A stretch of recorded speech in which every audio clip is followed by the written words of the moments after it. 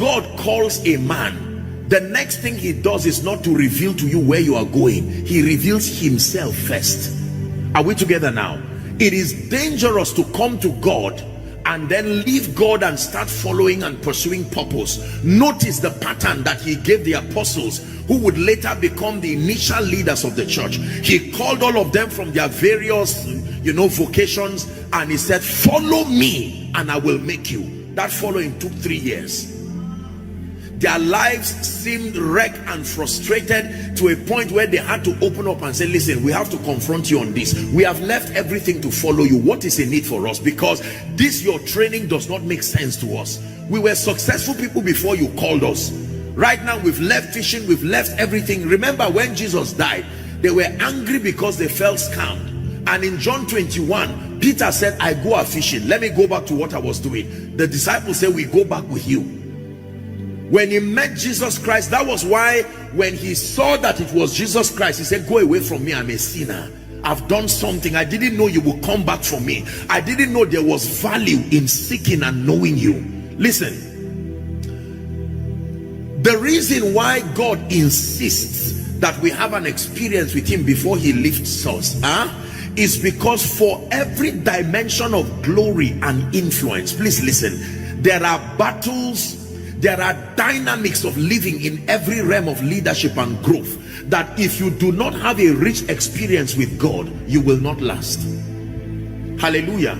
There are certain enemies that you have no business knowing about until you attain certain heights in life. So before you get there, God prepares you. Do you know? It is because of this inability to be properly prepared that God himself impedes the growth of certain people. It's not the devil stopping the growth of certain people.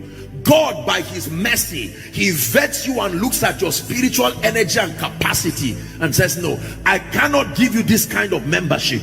I cannot give you this kind of influence because I love you too much to expose you to a realm where you do not have the stamina to stand and remain. Hear me please. If you are Elijah, make sure you know God enough to not allow the pride of Jezebel intimidate you, because for every mantle of Elijah there is the challenge of Jezebel looking for you. If you are Samson, make sure you have the strength to resist Delilah before. Don't wait until you become a champion, because Delilah only looks for Samson. Delilah does not look for Joseph. So there are demons assigned to mantles, not people. Listen, listen, listen. There are spirits that have they don't want to know your name. They just look for whoever is carrying this mantle. Yes, sir. Yes, sir. There are spirits assigned over Enugu State. There is a level of wealth that if you ever attain it, you activate the operation of those spirits. They don't look for you because of you. They don't care who you are. They only care for whoever, because anybody that attains that level of influence, the realm of the spirit knows the impact you can have as far as God's purposes are concerned. You're a music artist. There are spirits that are sent to derail people at several levels. So you may see someone fighting a battle and say, oh dear, these people are not serious. It's because you've not reasoned. You don't know the one assigned. You have not picked your mantle and you are not walking. That is why.